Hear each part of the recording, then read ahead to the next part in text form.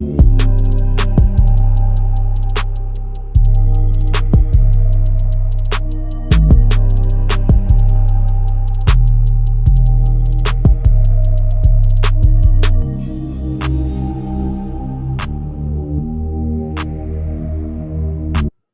Miami Heat's disastrous 2025 season ended in a first round sweep by the Cleveland Cavaliers.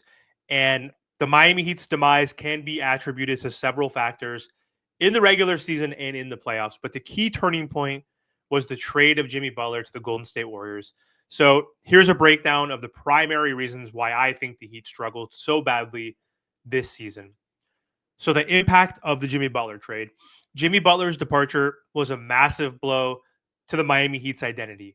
And as the team leader and as the best player on the Miami Heat still, even at age 35, Butler provided the Heat with scoring, with defense, and more importantly, leadership and that competitive drive and desire to win.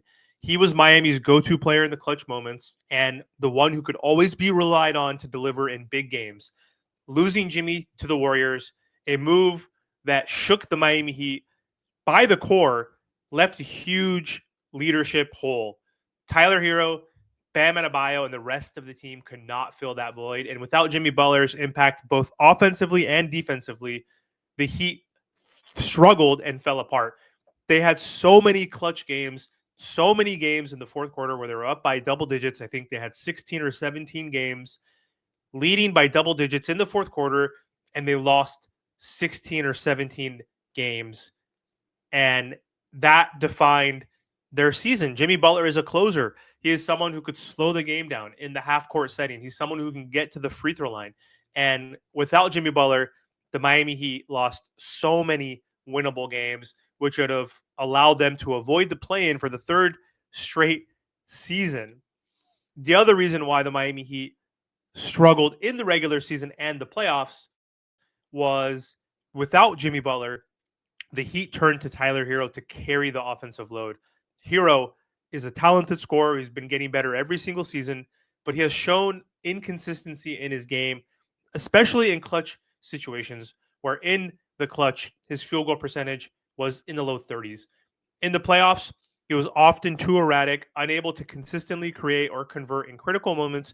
Yes, the defensive schemes were centered around stopping Tyler Hero, but true superstar, all-star players in the playoffs rise and figure out ways to bypass those schemes and contribute by either scoring or playmaking.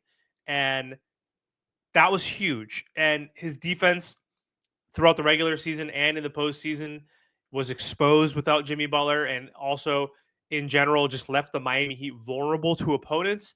His defense is weak, and that is something we knew. Like, it has technically improved since he's been a rookie, but the Cleveland Cavaliers, specifically in the playoffs, exploited Tyler Hero on defense, often attacking him in isolation, which led to easy buckets and poor defensive efficiency across the team. And Hero's inability to step up on both ends of the floor further compounded the Miami Heat struggles in the playoffs. Bam Adebayo. So while Bam remains one of the top defenders in the league, his offensive game has many limitations still.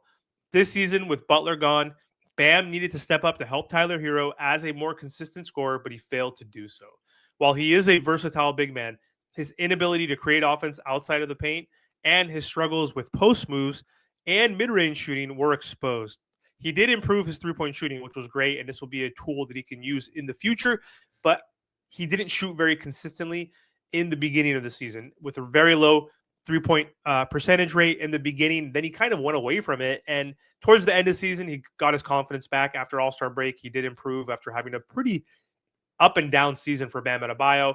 But either way, he is not a true go-to offensive player, and the Miami Heat's offense was disjointed. They lacked the firepower to keep up with teams in the regular season. That's why they blew a bunch of double-digit leads, and that's why they couldn't keep up with the Cavaliers, the number one rated offense in the NBA in the playoffs. In the postseason, again, where matchups are tighter and scoring becomes more difficult, Bam's offensive shortcomings were glaring. against the Cavs, who had a versatile and aggressive defense. They had the Depoy and Mobley, who was guarding Bam. So Bam was unable to impose his will, and the Heat's offense was ground to a halt. Lack of depth and the role players struggling throughout the season and the playoffs. So the bench was inconsistent. The Heat had a thin bench this season. The reserves were not able to fill in the gaps. Players like Duncan Robinson were up and down. Terry Rozier had his worst season and regressed completely, was basically unplayable. Jaime Jaquez Jr., sophomore slump, regressed tremendously. Niko Jovic had a decent season, but he was up and down with injuries throughout the year. And so we didn't have enough depth. Alec Burks was in and out of the rotation, who's a solid shooter, but the Miami Heat just were limited, and they didn't have enough role players who can make an impact and provide value for the Heat. And they didn't have a true sixth man or a playmaker coming off the bench that could help click and help this offense when Tyler Hero and Bam were getting their rest. So that was one issue. Lack of star power, the absence of Jimmy Butler, that killed the Miami Heat too. Like, Tyler and Bam were not good enough, and they were not good enough to lead this hodgepodge of players. Not their fault completely, but we just don't have a true superstar on this team. Another issue with this season was coaching and scheme struggles. Eric Spoelstra had one of his worst years. He's a top-tier coach. Some say he's the best in the game, but even the best systems and coaches need talent to thrive. And without Jimmy Butler, the Heat lacked that player who could carry them offensively and make up for other teams' star players. Spoelstra is a defensive-minded coach, and their offense has been horrible the last 4 or 5 years. Like, the Miami Heat were 23rd in offensive rating again, 26th in points per game, so bottom 3, bottom 4.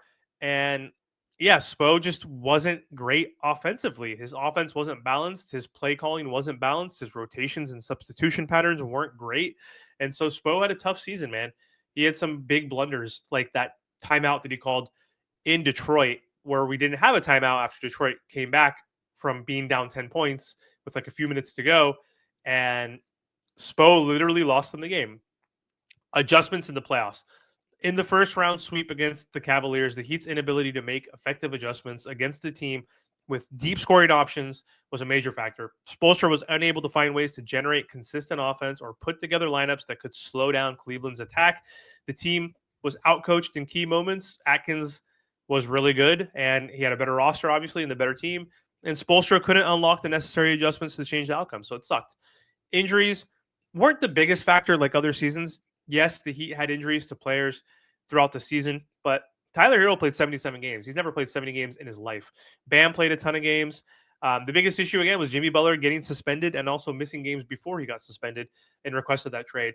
But Jovic missed a bunch of games, and a few other players, were in and out of the lineup. But injuries happen for everybody, so that wasn't the biggest excuse. But either way, rough season for this Miami Heat. Not a fun season.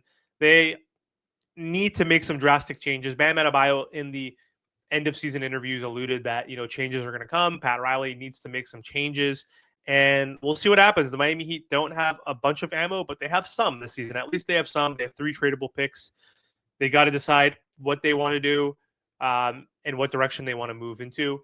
And do they want to continue this youth movement and blended build with Bam and Tyler, or do they want to trade one of Bam or Tyler and go for a full rebuild? Or can they trade a Andrew Wiggins, a Terry Rozier, a Duncan, and get like a Kevin Durant or a third piece, a true number 1 scoring option, so that Tyler can be the second option and Bam can be that third option right now? Because right now, Bam and Tyler can't be the number 1 and 2. That's evident. So we'll see what happens. It's going to be a long, interesting offseason for this Miami Heat team, but very frustrating and horrible season. But on to the next. Thanks for watching, and don't forget to subscribe to the channel.